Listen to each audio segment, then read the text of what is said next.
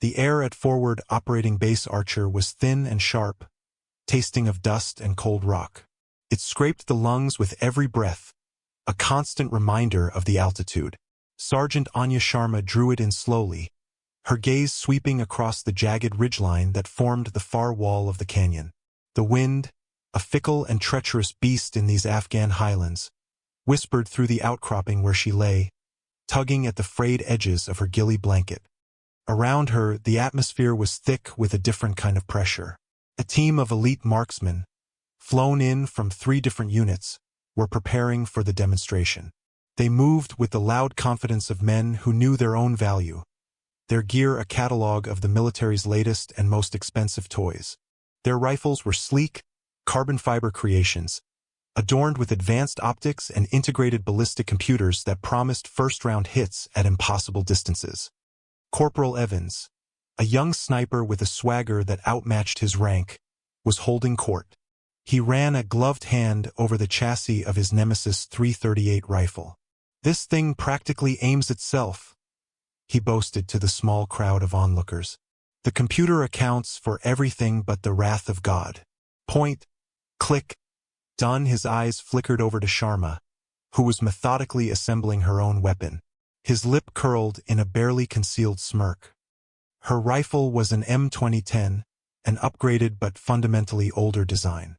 The stock was worn smooth in places, the metal bearing the faint scars of a dozen deployments. It had no integrated computer, no automated systems. On the stock, nearly faded from years of use, was a single stenciled word: Nix. To the men here it was just a name. To Sharma it was a promise. "Bringing a museum piece to a gunfight, Sergeant?" Evans drawled, his voice loud enough for everyone, including the steely-eyed general waiting nearby, to hear. "Hope you brought your abacus to do the math." Sharma didn't look up. Her hands moved with an unhurried, deliberate grace, seeding the action into the stock, torquing the screws by feel alone. She attached her scope, a solid, reliable Schmidt and Bender, but one without the digital overlays of the newer models. She didn't reply. Her silence was a vacuum, and Evans, eager to fill it, pressed on. "Or maybe you just point it in the general direction and hope for the best. Is that the old-school technique?" A few of the soldiers chuckled. Sharma slid the bolt home. The sound was a smooth, oiled click that cut through the low chatter. It was the only answer she gave. She placed the rifle on its bipod, her movements economical and precise. She was an island of calm in a sea of restless energy. This stillness was often mistaken for aloofness, for a lack of engagement. The men here mistook it for weakness. They saw a quiet woman with an old gun and drew their own simple, incorrect conclusions. General Marcus Thorne watched the exchange from a distance, his arms crossed over his chest.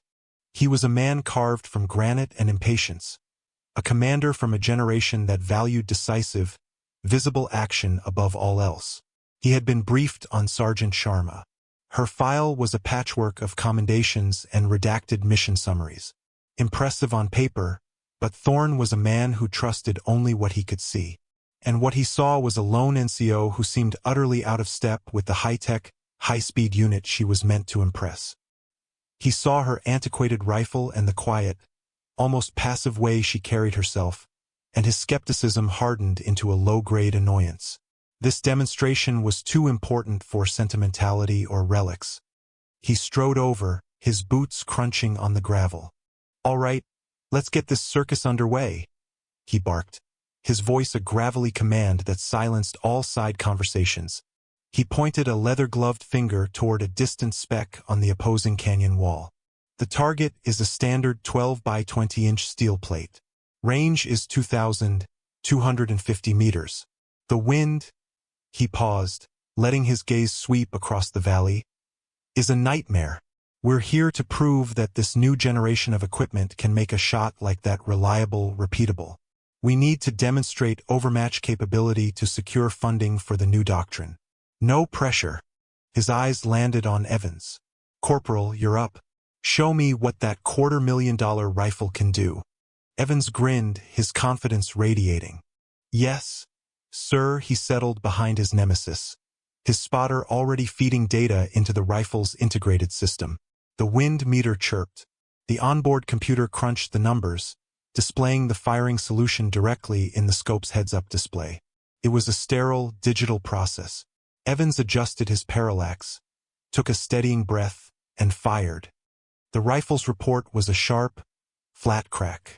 Seconds later, a faint clang echoed back across the canyon, followed by the spotter's call. Hit! 4 inches low, 2 inches left of center. Good hit, sir. Thorne gave a curt nod. Acceptable, Corporal. A solid hit. He turned his gaze to Sharma. Sergeant, your turn. Let's see if those old ghosts you rely on still have any fight left in them.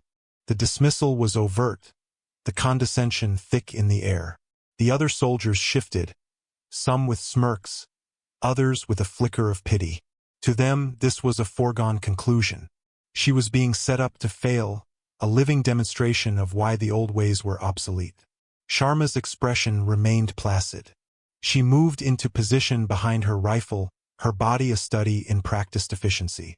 She didn't look at the general or the watching soldiers. Her world narrowed to the rifle, the scope, and the vast, empty space between her and the target. She pulled a small, battered notebook from her pocket, her data book.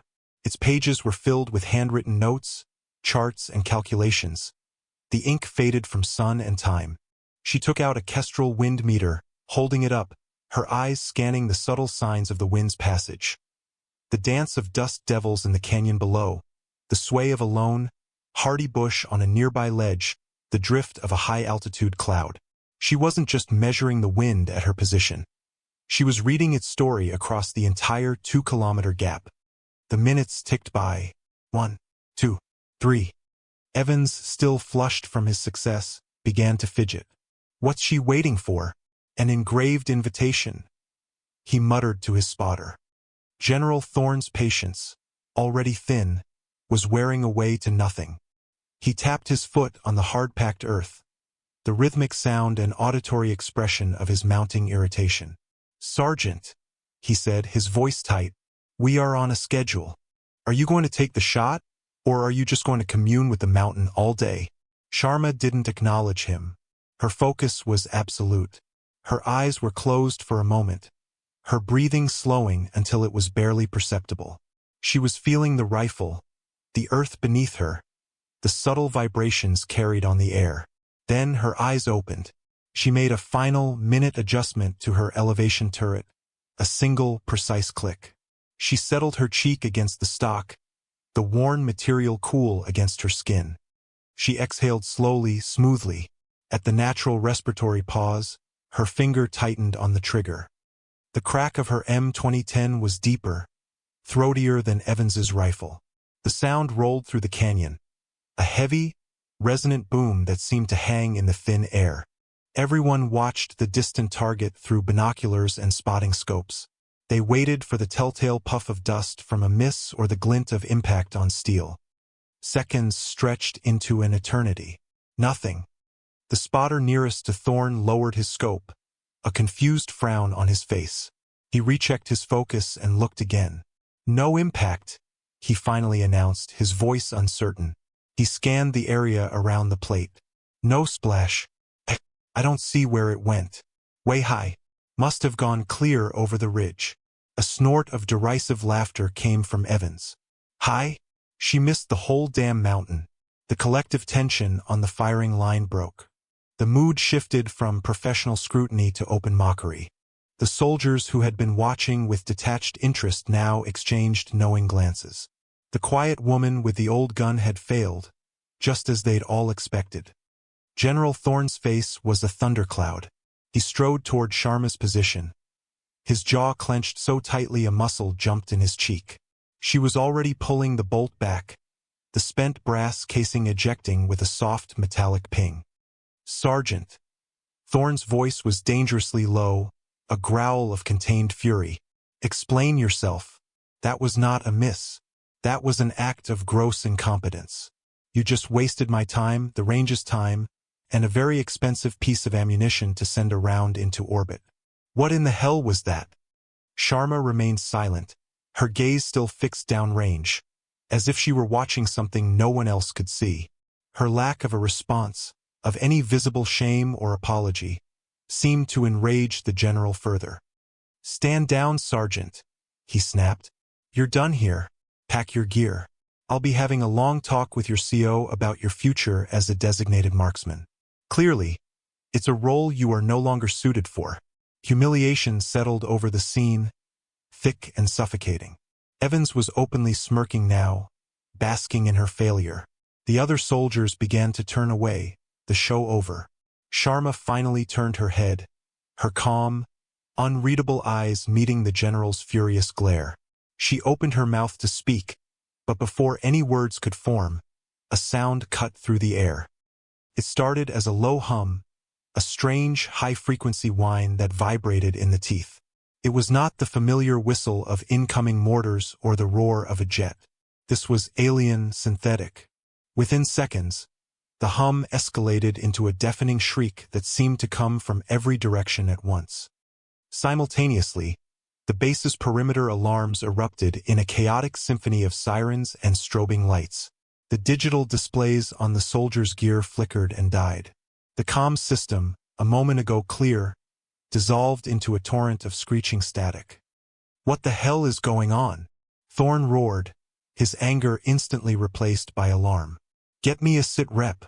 Somebody talk to me." But no one could. The airwaves were choked. A soldier near the command tent pointed a trembling finger toward the sky. "Sir, look!" They appeared as if from nowhere, dozens of them. Small, black, insect-like drones, no bigger than a dinner plate, swarming over the ridge and descending on the base with terrifying speed and silence. They were too small, too fast, and too numerous for the base's phalanx anti-air guns, which were designed to track much larger threats like missiles and aircraft. Panic ignited. Soldiers scrambled for cover, their rifles spitting uselessly at the agile, darting shapes. The drones were not armed with explosives, but their purpose was just as sinister. They moved with a cold, networked intelligence, systematically targeting the base's vital infrastructure. One drone slammed into the primary communications antenna, which crumpled with a groan of tortured metal. Another attached itself to the main power generator, which sputtered, coughed black smoke, and died, plunging the command tent into emergency-lit darkness. The high-tech advantage the U.S. forces prided themselves on had been neutered in less than 30 seconds. Their eyes, their ears, and their voice were gone. Corporal Evans, his earlier arrogance evaporated, tried to engage a drone with his state-of-the-art rifle. He cursed as he tried to lead the impossibly fast target. The rifle's ballistic computer was useless, designed for static targets at long range, not for aerial dogfighting at close quarters. He fired twice, his rounds kicking up dust far behind the flitting machine. General Thorne, bellowing orders that no one could relay, was trying to organize a defense, but it was like trying to fight a ghost. The swarm was a hydra. For every drone they managed to shoot down with lucky bursts of rifle fire, two more seemed to appear. They were being dismantled piece by piece with chilling efficiency. Amid the chaos, one person remained motionless. Sergeant Sharma had not moved from her firing position. The pandemonium washing over the base seemed to be happening in another world. She had calmly reloaded her rifle, her movements fluid and unhurried. Her ghillie blanket made her a part of the landscape, an unmoving rock in a raging river of fear and confusion. Her eyes were not on the swarm descending into the valley. She ignored the immediate, obvious threats that had captivated everyone else. Her gaze was fixed on the sky above the far canyon wall, the same direction her missed shot had gone. She scanned the vast, empty blue. Her eyes narrowed, searching for something she knew had to be there. The soldiers were fighting the puppets. She was looking for the puppeteer. The wind data she had so painstakingly collected, the calculations she had spent minutes working through, they were not for the 12-inch steel plate. That had been a distraction, a piece of bait. Her target had always been something else entirely. And then she saw it. It was almost nothing. A faint shimmer, a slight distortion in the air against the deep blue of the stratosphere. It looked like heat haze on a summer road, a tiny patch of warped reality. To the naked eye, it was invisible. Through her high-powered scope, cranked to its maximum magnification, it was a ghost. A high-altitude observation and control drone, built with stealth composites and cloaking technology that bent light around its fuselage. It hung motionless at an extreme altitude, far beyond the range of any conventional weapon on the base, orchestrating the attack with perfect, cold omniscience. This was the Shepherd, and it had no idea the wolf was watching. Sharma keyed the small, personal radio she carried, one that operated on a separate, encrypted channel, hoping its signal could cut through the electronic warfare blanket. Her voice was calm, a stark contrast to the panicked shouts filling the air. She directed her transmission not to the general frequency, but to the specific channel for the Tactical Operations Center. TOC, this is Sergeant Sharma. I have positive identification on the enemy command and control node. The reply was a burst of static. Then General Thorne's voice, strained and incredulous, cut through. He must have been standing right next to the comms officer. What are you talking about, Sergeant? All comms are down. Who is this? General, Sharma's voice remained level, professional. The swarm is a diversion. They're being controlled by a high-altitude stealth drone. Grid coordinate 34 Kilo Echo, azimuth 0905, inclination approximately 30 degrees. It's cloaked. You won't see it on radar or with standard optics. There was a moment of stunned silence on the other end. Then Evans, who was taking cover near the command tent, must have overheard the transmission on a nearby radio. His voice, laced with disbelief and scorn, broke in. Sir, that's impossible. There's nothing out there. She's lost it. Thorne's instinct was to agree. The idea was preposterous. A cloaked C-2 drone? It sounded like something out of a science fiction movie. But they were being torn apart by an enemy they couldn't fight, directed by a force they couldn't see. Desperation was a powerful motivator. Analyst, Thorne bellowed into the TOC. Focus the SIGINT array on those coordinates. Sweep all frequencies. I want to know if there's anything, even a whisper, coming from that sector. Inside the darkened tent, a young signals intelligence analyst worked frantically, his fingers flying across a keyboard.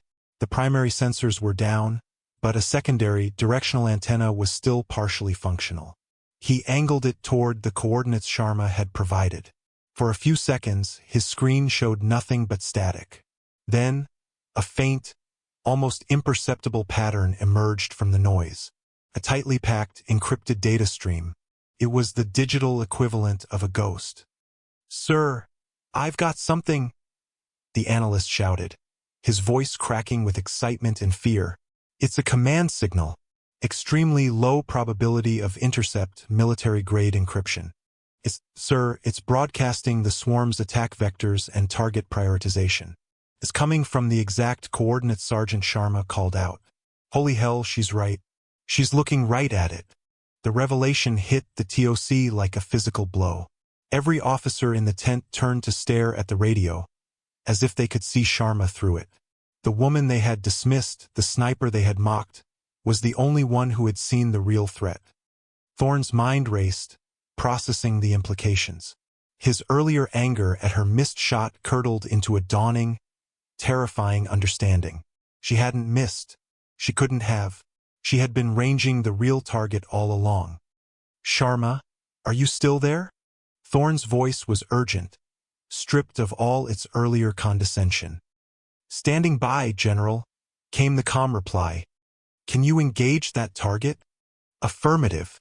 Evans, listening in, was aghast. Sir, you can't be serious. That's got to be a 3,000-meter shot. At least. It's something we can't even see. It's not possible. Thorne ignored him. His world had shrunk to the voice on the radio. Permission granted, Sergeant. Take the shot. Take it now. On the way, Sharma said. She was already prepared. The data was already in her head. The wind she had meticulously read, the Coriolis effect she had calculated, the spin drift of the bullet over that immense distance. It was all for this moment. The steel plate had been her calibration point, a way to confirm her cold-bore shot and her understanding of the canyon's unique atmospheric conditions. She lay behind the M2010, a perfect union of woman and machine. She watched the faint shimmer through her scope. It was a target that offered no clear point of aim, no defined edges. It was a phantom, but she knew that the densest part of the distortion would be over the drone's power source and avionics bay. That was her mark. She breathed in, held it. Her crosshairs settled on the heart of the shimmer. She exhaled, her trigger finger taking up the last bit of slack. The world fell away. There was only the rifle, the mirage, and the 2.5 kilometers of empty air between them. The rifle bucked against her shoulder. The deep boom echoed across the valley for a second time, a sound of judgment rolling through the mountains. For a long, agonizing moment, nothing happened. The swarm continued its relentless assault. The high-pitched whine still tore at the air. Evans let out a short, bitter laugh. "Told you. A waste of—" His words died in his throat. The sound cut out. Instantly, the piercing shriek of the drone swarm vanished as if a switch had been flipped. In the sudden, shocking silence, the small, black drones faltered. Their guidance systems, severed from their master, went dead. They stopped their darting, intelligent attacks and simply fell out of the sky. Dozens of them rained down on the base, clattering uselessly against rooftops and the hard ground like a shower of metallic hail. The alarms sputtered and died. The static in the comms cleared, replaced by the stunned silence of operators and soldiers across the base. The battle was over. It had ended as abruptly as it began. In the TOC, the signals analyst stared at his screen, his mouth hanging open. "Sir," he whispered, his voice filled with a profound, religious awe. "The C2 signal is gone. It's just gone. Terminated mid-broadcast." General Thorne snatched the high-powered spotting scope from its tripod, swinging it toward the designated patch of sky. He scanned frantically, but saw nothing but clear, empty blue. He turned to the spotter who had been assigned to Sharma. "Confirm the hit, spotter. Report," Thorne commanded. The spotter, a seasoned NCO with a decade of experience, was pale. He keyed his mic, his voice trembling slightly. "Sir, I have confirmation," he swallowed hard. "I tracked the vapor trail. The round it flew true. I saw a flicker up there. A glint of metal where there was nothing before. Then, a small puff of black smoke. The distortion in the air is gone. Sir, I think she hit it. I think she actually hit it." He paused, recalibrating the distance on his laser rangefinder, which was now working again. Range to impact point is 2,870 meters. 2,870 meters. Nearly 3 kilometers. At a moving, semi-invisible target. Through a shifting crosswind. The numbers were so far beyond the realm of possibility that they didn't seem real. It wasn't a shot. It was a miracle. General Thorne slowly lowered the spotting scope. The fury, the panic, the confusion of the past 10 minutes coalesced into a single, overwhelming emotion. Awe. He turned his head and looked at the lone figure on the ridgeline. Sharma was calmly working the bolt of her rifle, ejecting the spent casing, her movements as serene as if she had just finished some light target practice. He began to walk toward her, his steps slow and deliberate. The other soldiers watched him go, their faces a mixture of shock and dawning comprehension. Evans stood frozen, his expensive, silent rifle looking like a useless toy in his hands. The mockery had evaporated, replaced by a stunned, fearful respect. Thorne stopped a few feet from Sharma.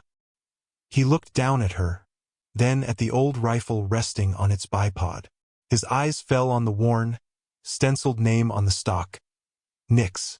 The name struck him like a physical blow. Nix, a call sign from the intelligence reports he'd read years ago. A ghost sniper from the earliest, darkest days of the war in the Hindu Kush. A legendary figure, credited with a string of impossible assassinations and counterterrorism operations, so classified that her existence was officially denied. Nix was a myth, a campfire story that special operators told to scare new recruits.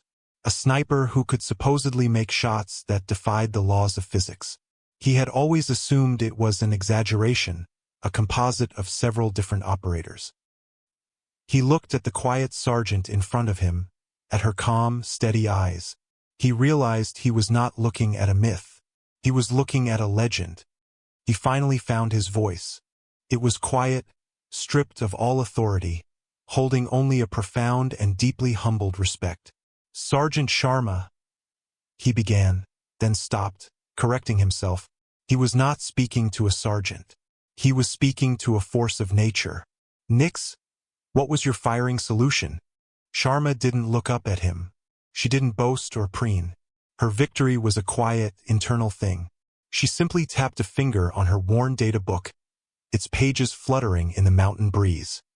"Windage 3.1 mils right, holding for the gust on the far side," she said, her voice a soft monotone. "Elevation 24.7 mils up, factored for a 7-degree upslope, spin drift, and the Coriolis effect over the flight time." The drone's stealth system was bleeding a faint thermal signature from its command module. It created a predictable shimmer. "That's what I aimed for." Her explanation was a cascade of technical data, delivered with the simple clarity of a master explaining her craft. It was concise, precise, and in its context utterly devastating. Every word was a testament to a level of skill so far beyond their own that it was incomprehensible. Corporal Evans, standing nearby, looked down at his own rifle's ballistic computer. The device, which he had lauded as the pinnacle of technology, would have been completely useless. It could only compute for a target it could see, a range it could measure, could not see a ghost, could not account for a shimmer. He finally understood the vast, yawning chasm that separated a good sniper from a true artist. One relied on the tool. The other had become the weapon.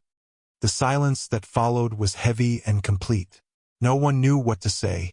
The general simply stood there, nodding slowly, as if absorbing a lesson he had long forgotten. The soldiers, who had earlier mocked her, now avoided her gaze, their faces etched with a mixture of shame and reverence. They had been in the presence of greatness and had been too blind to see it. Later that night, a profound quiet had settled over FOB Archer. The cleanup of the fallen drones was underway, the work carried out under the cold, white glare of portable floodlights. The base was wounded but alive, saved from annihilation by a single, impossible bullet. General Thorne found Sharma on the perimeter wall, overlooking the vast, dark canyon. The moon was a silver sliver in the ink-black sky, and the stars were scattered like diamond dust. She was cleaning her rifle. Her movements were a familiar ritual, a meticulous, practiced ballet of rods, patches, and oil. She disassembled the bolt with an economy of motion that spoke of thousands of hours of practice, cleaning each component until it gleamed in the faint light. Thorne approached without a word. He didn't interrupt her work. He understood on a primal level that this was a sacred process. He placed a steaming metal mug of coffee on the sandbag wall next to her, the gesture a silent offering. She paused, her hand still for the first time. She glanced at the mug, then at him, a flicker of acknowledgement in her eyes. Thorne looked out at the immense darkness of the canyon, the same abyss she had conquered hours earlier. "The intelligence briefings were heavily redacted," he said, his voice low, conversational. "They never told me Nix was still operational. I thought you were a ghost story." Sharma picked up a small brush and began cleaning the rifle's chamber, the soft bristles making a whispering sound against the steel. She offered a small, almost imperceptible nod. It was all the confirmation he needed. He stood there with her for a few more minutes, sharing the silence. It was a comfortable silence now, filled with a new, unspoken understanding. The rigid hierarchy of rank had dissolved, replaced by the simple, profound respect of one warrior for another. He had witnessed something that day he would carry with him for the rest of his life. He had seen a master at work. Finally, he gave a short, single nod of his own and turned to leave, leaving her to her ritual. He walked away without looking back. Anya Sharma remained alone on the wall, under the silent watch of the stars. The cold mountain air was crisp and clean, carrying the faint, sharp scent of gun oil and coffee. She finished her work, reassembling her rifle with the same loving precision she had used to take it apart. The bolt slid home with a soft, final click. She laid the weapon down, its metal surfaces gleaming under the moonlight. Nyx was ready. The ghost in the mountains was keeping watch.